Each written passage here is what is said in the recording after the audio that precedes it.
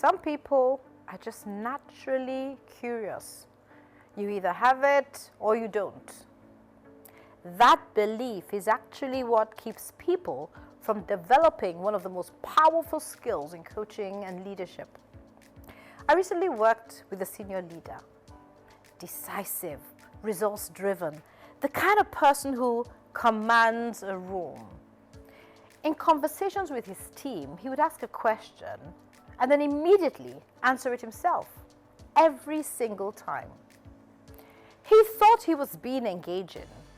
He was actually closing every door before anyone could walk through it. When I pointed this out to him, his response was immediate. I'm just not a curious person. That's not how my brain works. I pushed back. Curiosity isn't a personality type. It's a muscle. And like any muscle, it weakens when you don't use it and strengthens when you do. This is backed by research carried out by Dr. Carol Dweck's work on growth mindset at Stanford University. And it establishes that our qualities are not fixed traits, but developable capacities. Curiosity is no exception. And neuroscientist Dr. Tali Sharot's research on the curious brain shows that curiosity is a state we can deliberately activate.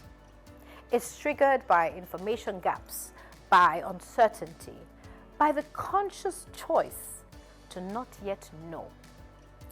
It is, in other words, a practice. A useful framework for building that practice is what I call the C.A.L.M model of curiosity. 4 shifts that move curiosity from a personality trait you either have or don't, or into a skill you actively develop. Let's start with C. Catch yourself rushing to conclusions. The moment you think you already know what someone means, curiosity dies. Speed feels like competence, but in human conversations, it often just means you've stopped listening. Research from the Harvard Negotiation Project shows that most people listen to respond, not to understand. And that closing down too quickly is one of the leading barriers to effective dialogue. A, ask one more question before you respond. Just one. What do you mean by that? What's underneath that for you? That single habit, practiced consistently, transforms the quality of every conversation you can have. In coaching literature, this is closely tied to what the ICF calls listening actively. Not merely hearing words, but pursuing the meaning behind them. L, let yourself be wrong. The most genuinely curious people I've worked with have made peace with having an incomplete picture. They don't experience not knowing as a threat. They experience it as information. Edgar Schein, the organizational psychologist behind the concept of humble inquiry, argues that the leaders who build the deepest trust are those who ask from a place of genuine ignorance rather than disguised certainty. That openness is precisely what makes people feel safe enough to be honest. M, make space for stillness. Curiosity cannot survive in a rush.